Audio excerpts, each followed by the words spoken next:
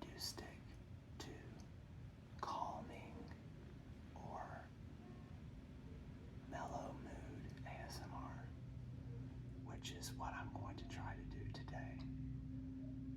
I want this video to reach out to people who might not be having the best day, because we've all been there, and there are a lot of pieces of advice on the internet for when you're really truly down, when life is kicking your ass. And those pieces of advice either don't always cut it, or they can't reach you where you are, or they don't apply. And it's very easy with everyone seemingly taking large amounts of pleasure in being toxic online to immediately be labeled an excuse maker or a weakling or what have you. If this pick me up that somebody posted doesn't impact you, and I get that. I think maybe more than most. And ASMR has been something that I passively or actively consume, sometimes for hours a day, and I can't think of the last time I went a day without listening or watching something. For me, it's very, very, very meaningful, and I feel like that maybe the piece or one of the pieces that people miss when they offer you quick fix or simple fix ways to kick your depression or turn around your bad day or your bad week or your bad month or your bad year misses the fact that some people are in this state for possibly a number of reasons that they don't know how to get out of, and it's a hormonal state or it's an anxiety state, and you can get to a point where your brain and your body don't seem to want to cooperate with you. I'm not an expert and I'm not a psychiatrist, but it really just seems like you can get to a point, maybe especially today, with how rapidly things are changing and how difficult things can be, you can get to a point where you just feel 100% dysregulated. It doesn't mean that something's wrong with you. Definitely feels like everything is wrong at that time, but whether or not it's clinically called dysregulation, it just feels like overwhelming and a little bit or a lot bit out of your control. I want to communicate to you that I'm not judging you, and I validate that feeling. I've been there, but I also want to mention or to affirm that it is in your control.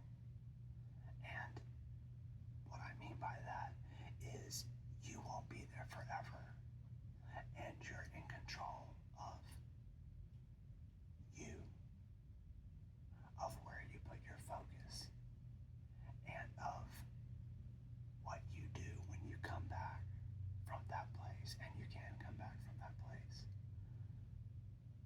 I think that it's fair to say that most or all of us have dealt with situations where we feel like things either aren't going to get better, or that we feel something so tangibly and it's so real, and then when it passes, we're kind of like, okay, I mean, it was real, but it feels so different on the backside now. But for some reason, maybe we never think about that while we're in the trough, while we're in the pit, while we're in the depression. things pass. And at least for me, I can take heart in asserting my own toughness to myself by saying, I don't need to know when it's going to end, but it will. It's going to pass at some point. And so the focus I can have, the thing I can focus on, is just another minute, just another hour, just another day. Until it's over. We don't need to know when it's over. It actually gives a little bit of release to not know when it's going to be over and to accept it. If we don't know and we don't accept it, that's like the opposite of release, that's anxiety. But if we accept that we may not know when it's going to end, then we make that our new challenge, and that's not always fun. In fact, it's probably almost never fun. But sometimes you're looking at a situation and you don't have a lot of alternatives, or probably you wouldn't be there and you wouldn't feel stuck. So that oftentimes is the best alternative, is to realize I just have to accept. And when I accept, really a marvelous amount of things can change. And that acceptance seems to be the fulcrum for the calibration of so many perspectives shifting, and shifting a lot. Sometimes it can feel like night or day. If you're waking up on a Friday and you're feeling the way you've always felt, and you feel depressed, and you maybe feel like it's not worth it, or you feel like just completely overwhelmed and completely beaten down and burnt out. And at some point on that Friday, you show yourself gently and patiently and lovingly, you show yourself how to accept it. When you wake up the next day on Saturday, you will feel like a new person. And that's not to put pressure on you to suddenly know how to accept it. I don't think that people in that place are going to respond to pressure. But maybe we pressure ourselves. Maybe we have a friend. Maybe we have a friend, a friend, a friend who is in this place. And we would never treat them as poorly as we treat ourselves. I don't think that we should treat people poorly, but that includes us. So, no, you shouldn't treat your friend differently, but you should treat yourself better. Much better. That can look a lot of ways, and we're all different. But be patient with yourself, love yourself, and take hot showers, which, by the way, is a segue because I just did. I don't know if you can tell, but my hair is not fully dry. And I have found pretty much unequivocally that hot showers are the best thing that I can do to help myself relax.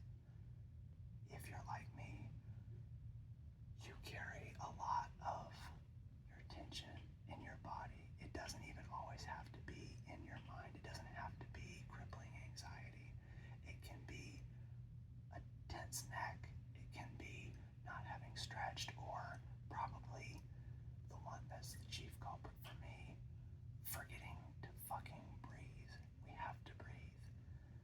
We have to try to guide relaxation to our diaphragm and to our stomach and to our lungs, and breathe into our stomach, into our diaphragm, not the tense breathing where our shoulders rise, but actually breathe and slow down.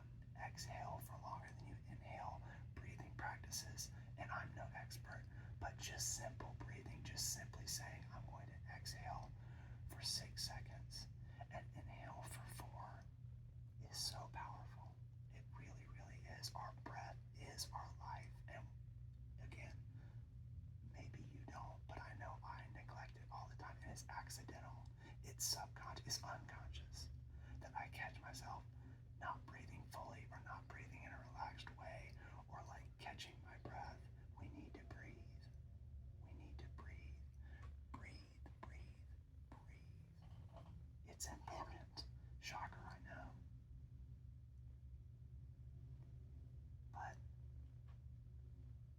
as far as maybe less philosophical or less problem-solving ways of looking at having a bad day,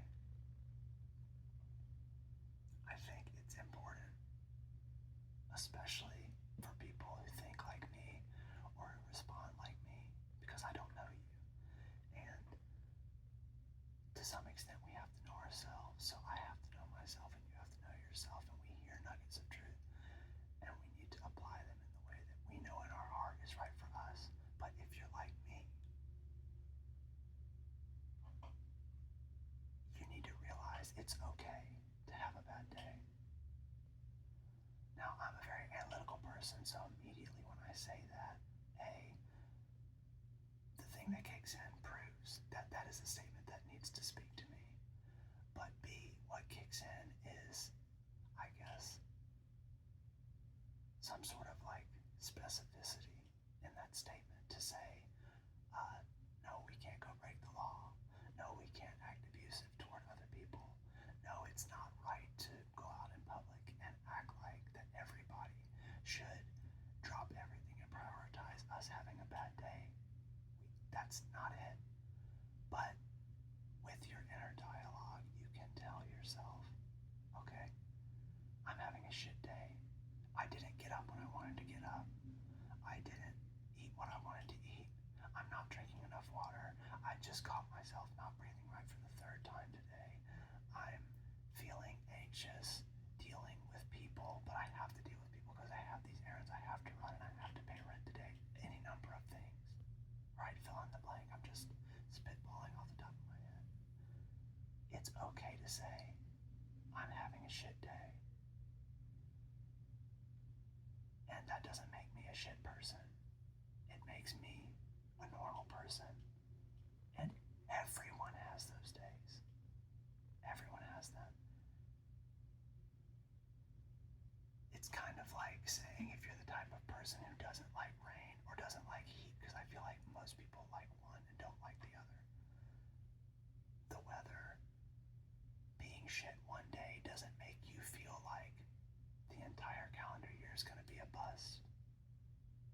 And that may be a stupid example, but, or a stupid metaphor, but it really just is a moment in time when you're outside that day, especially when you're outside that day on a better day.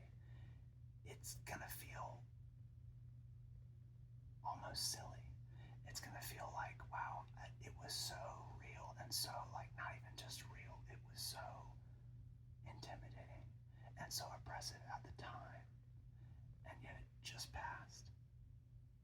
And at some point, I think it's appropriate to wonder if we're feeding the fire, if we're looking at it and saying,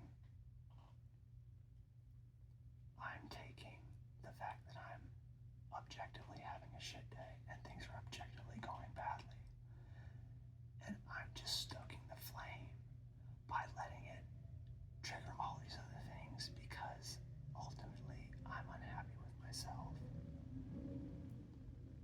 If you can hear that plane, that's on my side.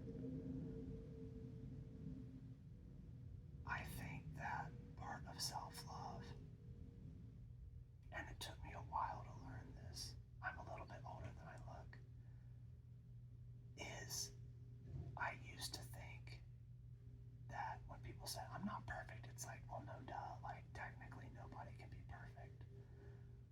But now I realize, as I've been put through some difficult circumstances that have really, really tested me and really put through a ringer when it comes to depression and anxiety and my lifestyle and livelihood, the family, that I've come to realize that when you say I'm not perfect, at least for me now, the meaning has changed. It's changed. It's changed to mean that I can do my very best and notice where I'm imperfect. I can do my very best and watch myself make a mistake, because when I was younger, I completely burning out, or having no emotional energy, or feeling dysregulated as fuck because of your environment. Now I know what that feels like. And there are times that I can notice myself not behaving up to the high standard of how I want to behave. And I have to really go into damage control, because if I put myself in certain situations in that state, I'm not going to be happy with how I act. I'm going to be short, or I'm going to be exhausted, or I'm going to be off-putting when I don't even mean to be, because life is fucking hard sometimes. And so for me now, I've accepted that I'm imperfect. And it's been, oh my God, it's helped so much. Shit is still hard, but it's helped so much because now I can look at it and go, oh, that's what it means to love yourself, is because we beat ourselves up because we want better for ourselves. If we didn't care, we wouldn't be beating ourselves up. We care that we feel like we're falling short of our potential. This video turned into more of a, I don't know, there's not very many triggers, but I'm whispering at least, and I don't want to manufacture. As a matter of fact, let's just take a break. I think at some point I will do triggers with items.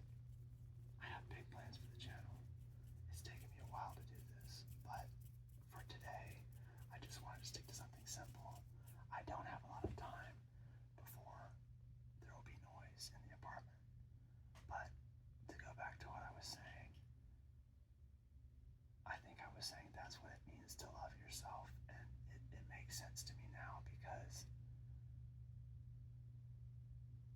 oh, I remember, apologies. We are hard on ourselves, and our self-esteem can suffer because we care, and it's such a weird thing that virtues and vices seem to be, sorry, I'm getting a notification. Virtues and vices seem to be so close. There's such a fine line before you get to the other. You start with a virtue and you cross this fine line and you're at a vice, and the very thing that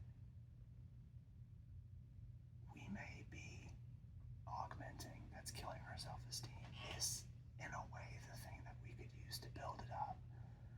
And that's the fact that we want better for ourselves, but we're not there today.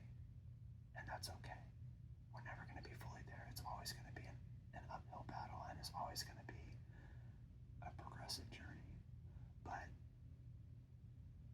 we can take that desire and decide, okay, I want to be better than this.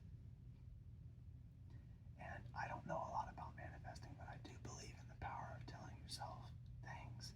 And I kind of maybe incorrectly, colloquially call things manifesting by saying something such as, I am going to be better. Like I said, I don't want to speak out of turn, but I think that's about the essence, or maybe a simple essence of the general term of manifesting. But just say to yourself, I'm not there today, and that's okay. I'm a great person, and I'm a great person who struggles with feeling like I'm great because I want to be better, and that is an admirable thing in and of itself. The fact that I want to be better makes me admirable.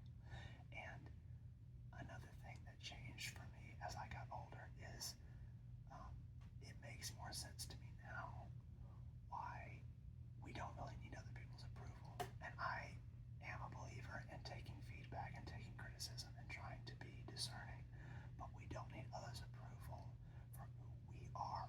Sometimes it can be useful to look at how people react to what we do. But when what we do is coming from the core of who we are, and what we do is the best we have to give, we don't need other people's approval. And this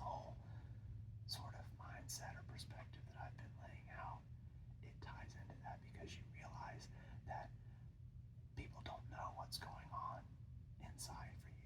And we need to remember that that means we don't know what's going on inside for others either.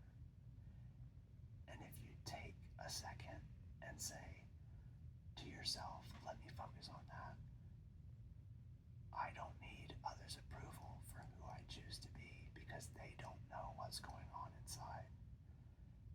And I should be compassionate to other people because I don't know what's going on inside for them either. That can be really beneficial, and in my opinion, having that mindset regularly and allowing it to become a habit and allowing it to become ingrained actually can help you relax more in general, which relaxation is the point of this video. I didn't really make much of a plan for what to say. I kind of wanted it to be spur of the moment, and it's lo-fi on a phone camera. I don't have a mic right now, at least not one I can use for this, and I just kind of wanted it to feel authentic. So with that being said, as I reflect, I feel like it kind of almost turned into some sort of feeble attempt at a therapy session, but I hope it can reach somebody because I think this is important stuff, and I genuinely look around me sometimes and feel heartbroken at how much people are struggling. And I say this as someone who's struggling. My life has been really, really hard lately.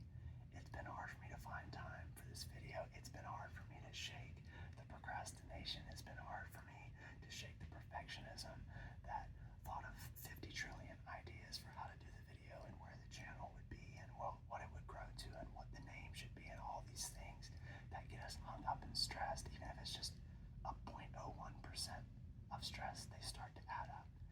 And so anyway, I see people around all the time, and I barely have the capacity in time or in emotional energy right now to help anyone, but my heart goes out because people are struggling, people are dying inside everywhere, all over the place, and human beings are so beautiful and so tragic, and they're so complicated, and me included, obviously. But that's why I felt like these things might reach someone, and I hope that they do, because as much as I love ASMR, sometimes what we need is not the band-aid of our favorite trigger, but we actually need someone to say something that's buried deep or that we've never allowed to see the light so that we can accept it and so that we can hopefully feel encouraged. And I hope that I encouraged you today. My time is about out. I encourage you guys to think about yourself this way. This is something that more recently I've been doing, but I'm going to say it out loud that I'm proud of myself for recording this video. There's a lot that led up to this, and a lot of times that I wanted to record it that I didn't, and today I made it happen. And there's something like that in all of us, and it's not there in me all the time, and I'm far from perfect, and I'm struggling, but I'm working to love myself. You work to love you, and hopefully when you come to these videos, because I am going to be posting, side note plug, I'm going to try to post daily because it's really helpful for me to set aggressive goals usually, but we'll see about daily. I haven't fully settled on that yet, but I say that to say that I hope that you come back, and I hope that you feel love from this channel, and that it helps you find a place of peace that, again, if you're like me, I don't want to assume, but I'm sure there are many like me, peace is absolutely invaluable to you. It might be the number one thing that you want the most, and it might be the thing you feel like you can find the least. I hope that you can feel peace when you watch this channel. I hope that you feel encouraged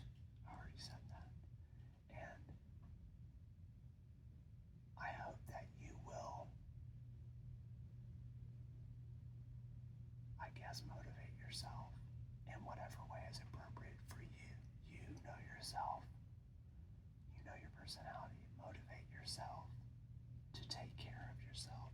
Motivate yourself to treat you as well as you treat your best friend. And if you don't have a best friend, which I don't, friends are a struggle in my life right now. And to be frank, I'm not antisocial, but I have no time and no energy and trust issues. So if you don't have a best friend, I'm there with you. I know what it feels like. But if you imagine one, or if you imagine maybe a family member or an acquaintance or a coworker or whoever you have that you treat well, that you know you care about, treat yourself at least that well. Really hold yourself to that. Learn what that means. It's okay if it takes a while. Just don't willingly give in to treating yourself poorly. You deserve better than that. And it's hard. Feelings are complicated things, but it's hard for us to expect other people to treat us well when we don't even love ourselves. Love yourself as a verb. Don't think I'm okay with myself or think I'm not the worst. Love yourself as a verb. Do something today after this video to show yourself that you matter, that you're important, that you love yourself. Just do one thing. I think you can do that. Before you go to bed, do one thing. Don't let anybody judge you for what it is.